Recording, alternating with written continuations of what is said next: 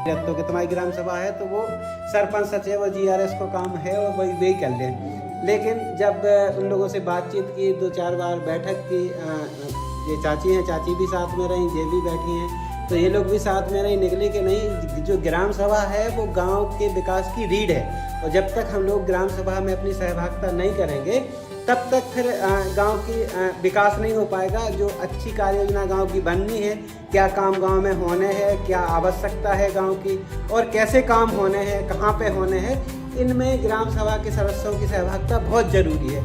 तो धीरे धीरे अब लोगों में जागरूकता आई है और धीरे धीरे अब लोग उसकी ओर अग्रसर हो रहे हैं। और वो जैसे गीता आ गई है तो ये खुद पूछती है कि सर ग्राम सभा कौन तारीख को है, या सरपंच सचिव को फोन लगा लिया कि ग्राम सभा कितने बजे हो रही है।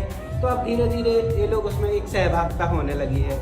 दूसरा जो है कि स्कूल और आंगनबाड़ी में बच्चों की उपस्थिति जो रहती थी वो ज़्यादा कम रहती थी, मतलब घर ही में बच्चे रहते थे। लेकिन अभी आप चलो तो सारे बच्चे अब लगभग स्कूल में और आंगनबाड़ी में बच्चे पहुंचने लगे हैं, और वहाँ पर अब गांव के लोग भी सपोर्ट करते हैं कि अब जैसे MDM बना तो थोड़ा सा गांव का भी सपोर्ट मिल जाता है कि ये चीज़ और थोड़ी सी अच्छी हो जाए तो और बच्चे रुचि लेने लगेंगे।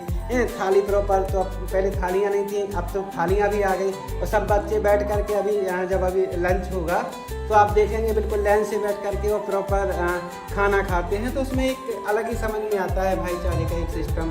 दूसरा ये है कि जो भी जन कल्याणकारी योजनाएँ चल रही मध्य प्रदेश में, उनको अब किसी का पंजीयन होना है, जैसे लाडली बहन क्या था तो चाची खुद ही गई लुआ के पहले बनवाड़ी के उनका EKYC करा दिया, उनका जो आधार नहीं है तो आधार बनवा दिया, उनका कहीं पंजीयन होना है या बैंक में खाता खुलना है तो कौन कौन सी डॉक्यूमेंट है। तो वो सारी चीज़ें अब धीरे धीरे लोग उस पर बातचीत करने लगे हैं और एक दूसरे की मदद करने लगे। पहले तो ये था कि योजनाएं तो हैं लेकिन उनका लाभ कैसे मिले। और एक चीज़ और है कि अब जो निकल के आया हमारा 6-7 महीने में जो हमने देखा है, ये समझ में आया कि सरकार कितनी अच्छी योजना बना ले रही है, लेकिन जब तक गांव के लोगों की उसमें सहभागिता नहीं होगी तब तक वो योजना सफल हो ही नहीं सकती। तो अब जैसे मान के चलो कि गांव में कीचड़ मचता था, जो अभी नाली इन लोगों ने, तो इन्हीं लोगों ने डिमांड की कि गांव में एक नाली बन जाए तो पूरा गांव का जो पानी है वो कीचड़ बाहर निकल जाएगा। और यहाँ पर बगल से नाला भी निकला है तो उसमें भी पानी चला जाएगा तो नाले में पानी रहेगा और गांव में गंदगी नहीं होगी। तो धीरे धीरे पहले जो बातचीत नहीं होती थी एक दूसरे से समुदाय में बातचीत की एक शुरुआत हुई है अभी, तो समय ज़्यादा नहीं हुआ है। अब धीरे धीरे ऐसा मतलब लगता है कि अब जब काम आगे बढ़ेगा और सब लोग जुड़ेंगे और हमारी जो टीम के सदस्य हैं वो लोग भी और जुड़ेंगे तो धीरे धीरे काम में आसानी हो जाएगी। इस काम को शुरू हुए कितना टाइम हो गया? इसको लगभग 6 महीने का टाइम हो गया है।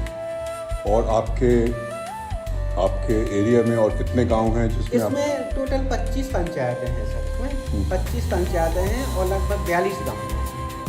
तो आप उनमें से कितने गांव में जा चुके हैं? हम लगभग सभी गाँव में गए हैं। एक मीटिंग हो गई? हाँ, एक मीटिंग सब गाँव में हो गई है।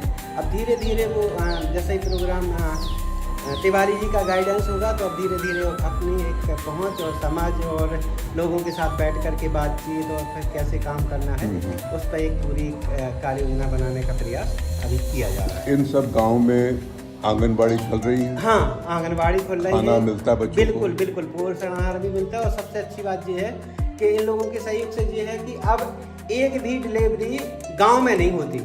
जैसे कोई गर्भवती महिला है और जब उसकी डिलीवरी होती है तो ये लोग खुद ही उसको मोटिवेट करा करके और हॉस्पिटल ले जाते हैं जिसमें कि जच्चा और बच्चा दोनों अब सुरक्षित हो जाते हैं।